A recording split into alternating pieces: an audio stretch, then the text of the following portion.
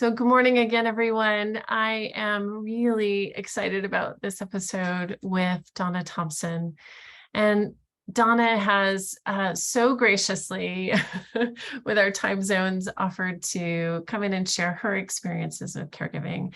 And this topic is something I was sharing with her that I cannot believe we haven't explored yet in our podcast series, which is experiencing trauma or PTSD through caregiving. And so how we adapt. We'll also talk about the post-traumatic growth aspect of that as well, which I'm super excited about. But Donna, you are quite an extraordinary human. I think all of the experiences and the things that you have gone through, we will gain a wealth of knowledge from.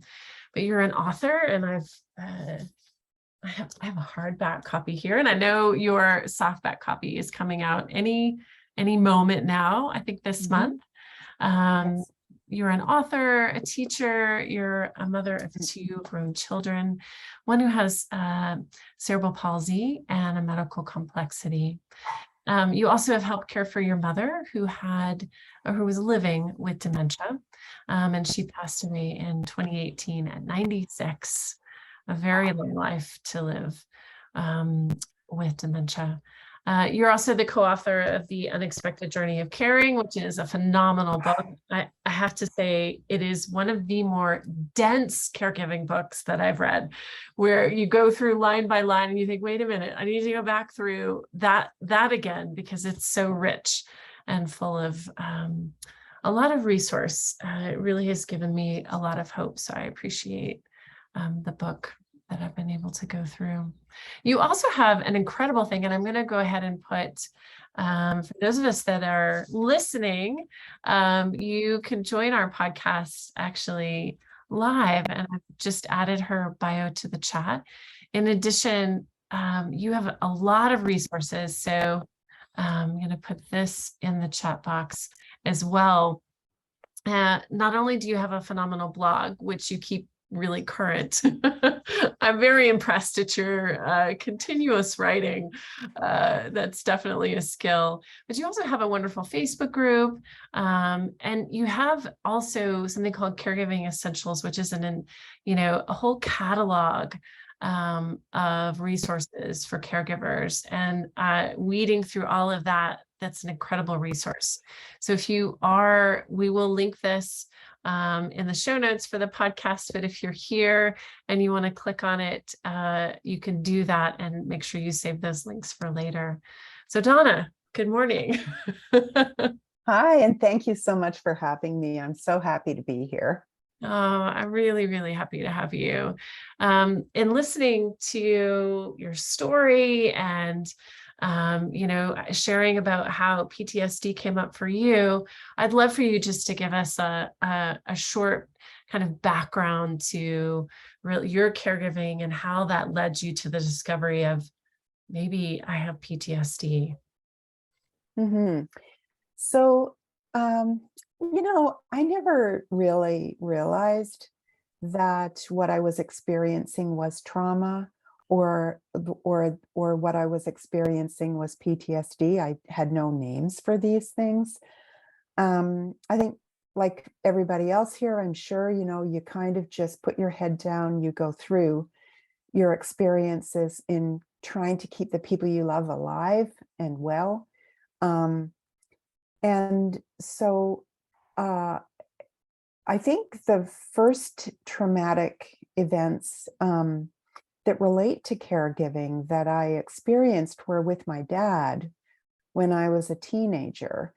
And my father had 3 strokes. And I was at home alone with him one day. And I think my mom was shot. I don't know, she wasn't home. And I was in my bedroom. My dad was in the living room. And I heard him make a sound like he lost his speech and his mobility with his 3 strokes. But I heard a sound that didn't seem normal. And I came out of my bedroom and I ran down the hall. And I saw my father, his head was back and he was shaking all over.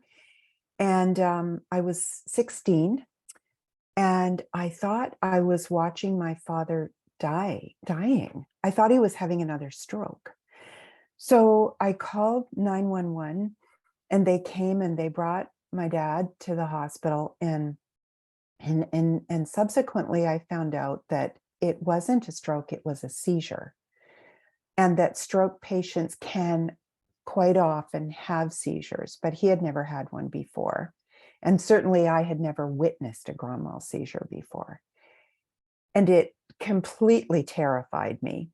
So fast forward to our son was born in 1988 with severe cerebral palsy and medical complexity. And he was a very challenged baby coming into the world.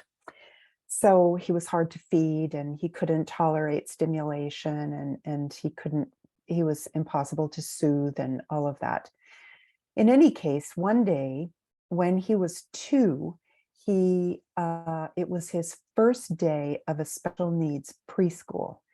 And it was the first time I had any respite. So I remember very clearly sitting in my kitchen, reading a newspaper, having coffee in my pajamas, thinking, oh my God, this is so great. And the phone rang, and it was the school director. And she said, your son has had a seizure. He's on his way to the hospital, and he is not responsive. So Nicholas had never had a seizure that we knew of. So I got in the car, drove to the emergency room, white-knuckled, of course, thinking that he would die, or that he would be profoundly changed, that he wouldn't be the baby that I knew, that there was going to be further brain damage from the seizure. Anyway, I got to the door of the emergency room, and I could hear him crying. And immediately I knew that he was okay, because it was his normal cry. And then after that, every time the phone rang at home, I had a panic attack. Even if I was holding Nick in my arms, I thought something horrible is happening here. And I had this, because the phone rang. And it took me a long time to get over that. And so I have always had a big interest in research and in being a partner in research. And that's a topic for another day, because I could go on about all of that and the work that I do in that area too. But I was a partner over the last couple of years on a research project looking at PTSD and trauma in family caregivers. And boy, did I ever learn a lot about what happened to me, about what happens to most people who are in this role, and how recovery works. Because PTSD, I didn't know this until I learned it recently, is that PTSD is actually a problem of memory. The memory of a trauma is stored differently from normal memories in your head. And so there are, and the way and the circumstances in which our traumatic memories may be misstored, so that they get mixed up, and we get triggered by something that is not, in fact, a threat. This has to do with other traumatic events we've had. So there is a building block effect of trauma. We don't get better at managing our trauma as caregivers with practice, because many of us here, virtually everybody, I'm sure, has had multiple traumas. And we don't, you think that, geez, I should be getting so good at this now. And I'm not. Little things bring me to my knees now. Why is that? And I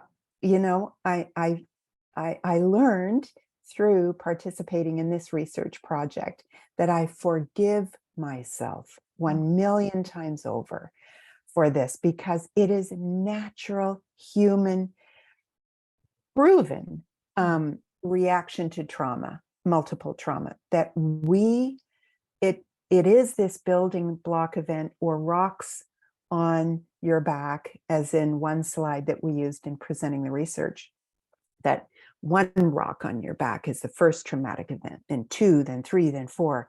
And it takes one little stone to push you to your knees at the end. So, I think that trauma and PTSD in caregiving is incredibly common. And it's not only the trauma in caregiving, it's all the traumas that we've had before we even started caregiving. And we found this in the research project. 78% of all respondents in a huge survey had been in a car accident, had a divorce, had lost their job, had lost some member of their family, had some, and many had unwanted sexual encounters or sexual abuse. Like, how common is it? And then we become caregivers and add that trauma on top. So that was my personal journey in this learning. And our son has had many near-death experiences, and I've given him CPR on the living room carpet and stuff like that. And you just don't get over that very easily. No. Well, there's a lot to unpack here. If you had to concisely define trauma so that we can kind of conceptualize, how would you define it? Well, in looking at, there is there are formal definitions of trauma, but if you have had either experienced a life-threatening event, or witnessed a life-threatening event, or even heard about a life-threatening event with respect to somebody that you love or care deeply about, that constitutes trauma. And PTSD involves, this sense that you've never left the traumatic scene, and that you're stuck in the event, and that the threat is not over. So people will remain in what we call survival mode. And the traumatic event is the constant reality, so you can never escape it. And the present reality it can seem like a dream or an illusion. So you're really living, constantly reliving the traumatic event, or constantly expecting a crisis. That feeling of dread, that feeling of expecting the next crisis all the time. Yeah. It's horrible. Been there, done that. It's like walking down a road, and instead of expecting a rainbow around the corner, you feel like there might be something threatening poking out around the corner, even though it's not there. It's happened in the past. It just looms and lingers. And that description you just said of sort of imagery, a lot of the individuals that I work with trauma almost talk about kind of walking through their life as if they're watching a movie, right? That they feel dissociation, the disassociation. They feel like they're back there, and all of these things are happening, but they can't really be in the present moment.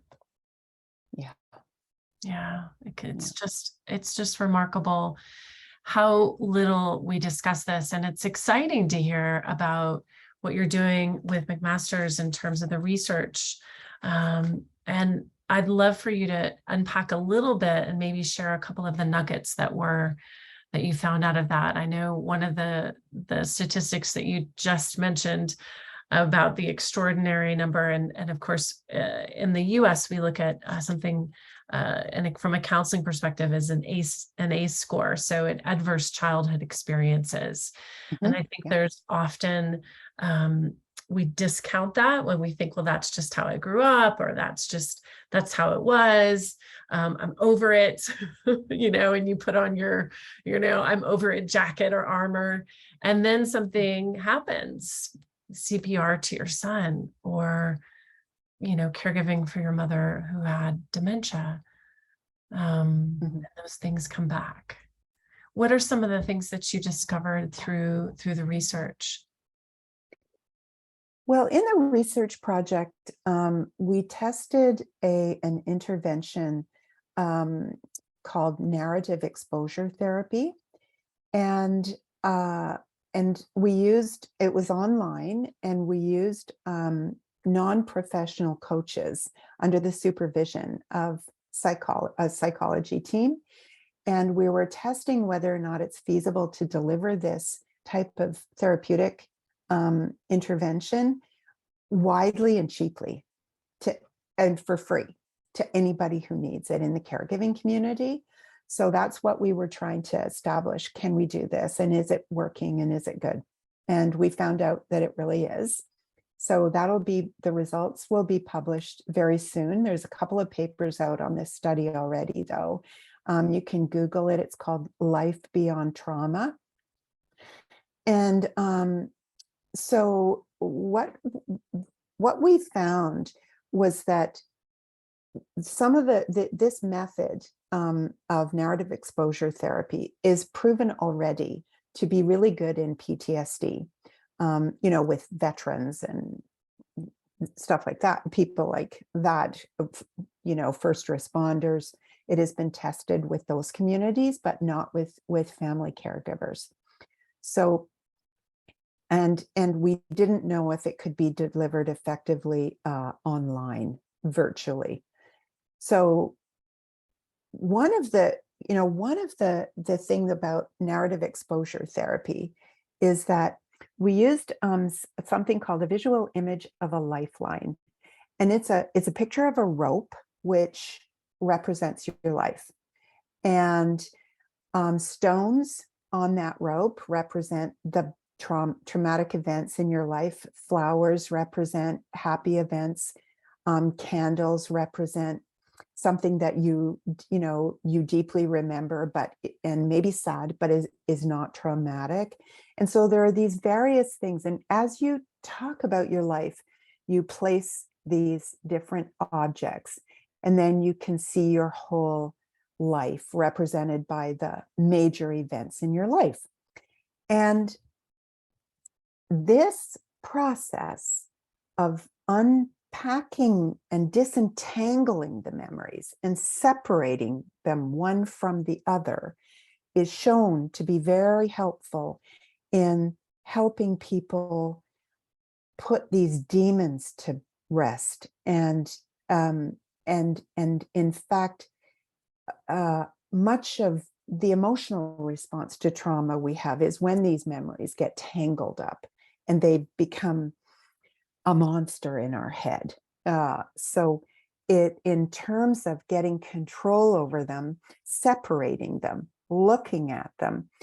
And I think the most ironic thing for me in learning about this approach was anybody's first reaction to somebody saying, okay, what you're going to do is you're going to tell me about the horrible things that happened to you, but you're going to tell me about the happy and good things too. I can't go there. And I had a lot of caregiver friends. I said, you have PTSD, you need to do this program. And they said, no, I cannot do this.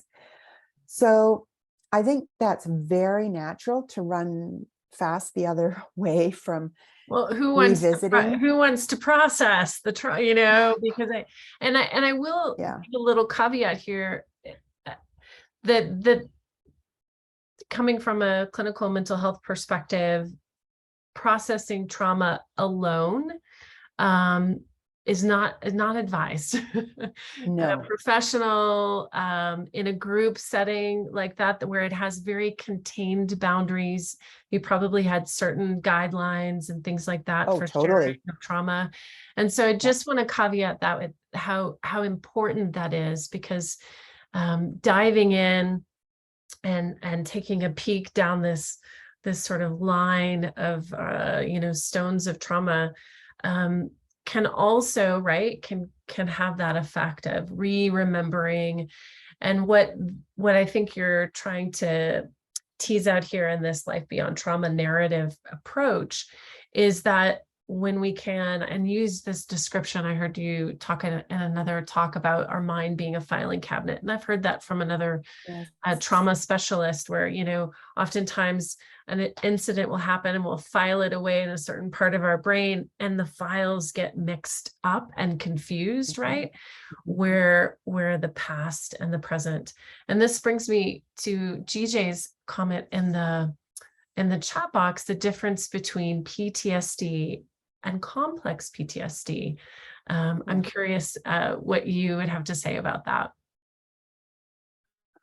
Well, I'll quote the principal investigator on the research project, Dr. Pat McGrath, who said that, because we had that question a lot in presenting the actual study to various groups. And what he said is that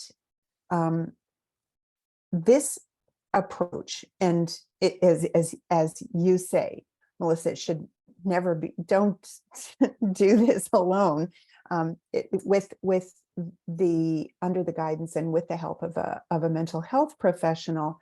You go through this process, and he said it works regardless of whether the trauma is ongoing. And he said the evidence is clear that it shows that further traumas are easier to manage, and will have less incidents of resulting in PTSD symptoms moving forward after doing this narrative exposure therapy. So it's not to say that trauma is ever easy to experience. It's never, anybody with ongoing complex problem, complex trauma, it is not going to suddenly stop suffering from the trauma.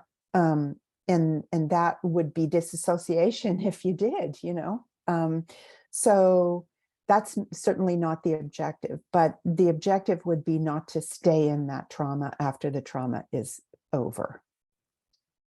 Yeah.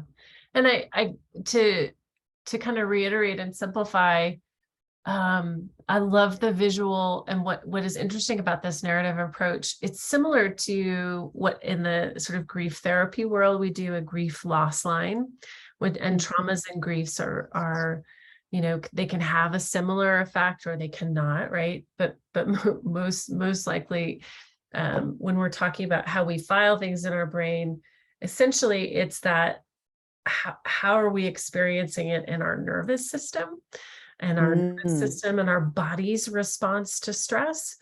So we might have the same either disconnect from emotions that we do with grief and loss as we do with traumas.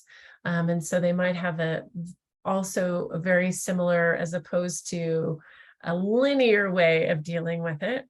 It can be very much circular and come back again and again and again in terms of emotionality. But what we hope is that through feeling that it's less, that each time we tether toward it, that trauma has less of a trauma response in the body. And the other thing is too, a sense of control over your memories, your emotions, and it is this very complex idea that you don't stop feeling hurt, pain, grief, loss, but it doesn't control you, and it has another side that you can exit. You're not locked in this black room. You described it as a memory problem, which I think is so fascinating, especially for those of us who care for someone with dementia or Alzheimer's. Yes, isn't that interesting? Mhm. Um, and you know, in some ways, there's an analogy to that too. And I have these beautiful memories of this, unpacking memories with my mom. But yes, I did describe, the filing cabinet analogy where something, traumatic happens and the need for healing from that results in this process of sort of, if your brain is a filing cabinet full of files of your life experiences, you know, you tip open your head and all the files fall out on the floor. They're all mixed up. All the papers are all over the place. And what you need to do is pick them up, look at every one, refile them in a way that makes sense so that you have control over them.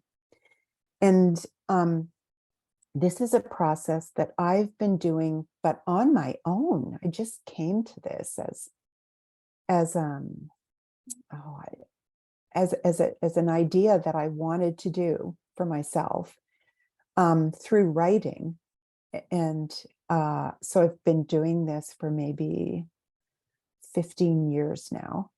And just turning over and over these experiences and asking myself what they mean and Do you attribute putting them your back in their files. yeah. Do you attribute writing? What are some other things that have helped you through your healing and moving toward post-traumatic growth as opposed to staying stuck in reviewing the files? What has helped you move forward into healing? Well, I think community of people like us here today and learning from other people's stories and thinking to myself, oh, what does that mean to me? What does that remind me of? But understanding that every single caregiver experience is so different, so unique. How can I put myself in their place and deeply understand, but also and then go away, think about what another caregiver's experience means to me, and how would I what does that remind me of? How would I react? What do I think about that? How do I feel? And this community, not only we realize we are not alone, which is so powerful, but also I think we can place ourselves within a continuum of human experience. And we realize that what we're going through is quintessentially human, noble, and has dignity and has value, because we're seeing value in other people's experiences. And on reflection, we can take that value and assign it to our own lives too. Hmm. That is so beautifully said. I really appreciate dignity. I think oftentimes it is absolutely neglected. We think about the hardship, or we think about, even vicarious trauma, all of the other things that are associated with caregiving. But the power of this showing up, there is dignity in that. And I want to share just something briefly from your book that I found really powerful. Can I read to you your own words? Of course. Yeah. So, this is really beautiful. Oh gosh, I want to read more of it. I'm going to skip down. So acceptance is a radically disruptive orientation to most people because it asks us to risk engaging with another on their terms, not where we want them to be, not where we need them to be, not where we are asking them to be, but where they are now. So you go on further to say caregiving is a response to a call to accept loved ones or who you're caring for as they are, cognitively, physiologically, relationally. I think that It's is so, hard. it's so hard. It is so hard. And that is right. That is just the constant pillar and work of that. And so if you can imagine, right, this need to fully accept the person you're caring for, Yep. compassion, and you have to offer this self-compassion, which I hear you saying is one of the roads to healing and that post-traumatic growth. Yeah, and I think a big part of that is actually forgiveness. Like, I forgive my mom for having dementia. I forgive her for being an imperfect mother, Yeah. for not being the mom I need. I forgive myself for being an imperfect mother. Like, a lot of acceptance in the context of what we do is about forgiveness, I think. Oh, and I don't I don't know how anyone else feels, but that has been one of the most challenging roads and journeys. And I think I'd be curious to hear, maybe in an episode 2, we might have to talk about forgiveness. But in a short way, what do you feel is the key ingredient to forgiveness? Well, I can speak personally. Yeah. I can't speak for anyone else because I think it is a very individual reckoning, based on personal histories and everything. But you know, when my mom died, I was so at a loss to talk to anybody else about, like, oh, tell me about your mom. And for a while, like for about a month, I can't. There is nothing I can say that I think is true. I had a very complicated relationship with my mother, and so she was just very stubborn, extremely willful. She got evicted from her seniors residence. She fired all her helpers. She was a smoker and a drinker right till the end, to the day she died, with a box of chocolates on her. She was a rule breaker, and she didn't change anything for me or my sister to make it easier for us. So I thought, who was she anyway? I don't know anymore. So I tried to do this rearranging of memories and put the files back thing for her. And I sat speechless looking at the river for many days, thinking, what am I going to say? Who is she? How do I feel about her? And I came to a place of peace in my own head. And so I think it is just about saying, it is what it is. And I loved her, and it was complicated, and I'm healing from all of that. And I talked to my sister a lot about what the heck with mom. I love how radically honest and raw that feels. And it still feels like it was 2018 when she passed. It feels like it's Oh still, yeah, I'm still still complex, processing that. still processing. I'm going to take one question here to wrap up our recording. And if you're listening, you want to join us live next time, because we're going to do some questions offline as well.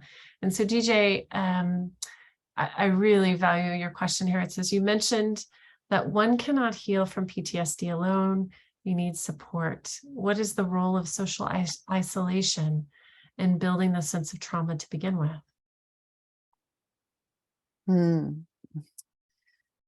Well, I think social isolation is a double-edged sword in terms of any personal efforts to heal from, excuse me, trauma and PTSD. Because sometimes if the social world can be a distraction from doing the work. So sometimes social isolation could be seen as an opportunity for deep reflection and deep remembering in a safe space, provided that complex trauma is not ongoing, I would say. The single reason that I was able to do this work and to move forward was that I am no longer doing the trench. I'm not in the trenches of caregiving anymore. My mom died. Our son lives in a fantastic medical group home with one-to-one nursing care 24/7. And I am able to safely be by myself and reflect. And the pandemic for me has been an opportunity to do even more, even deeper. But I think that social isolation can also be a very negative influence on our mental health, of course, as we know. So I would say that in that case, if that's what you're experiencing, go online to caregiver support groups like this one and talk to each other about what matters most in your life. Yeah, thank you, Donna, for that. I would echo that. I think there's a differentiation between intentional time alone, like aloneness, Yes. versus Oh, yeah. loneliness. Yes. And so when social isolation perpetuates or exasperates loneliness, we've got to find an antidote to that. It is detrimental to your health.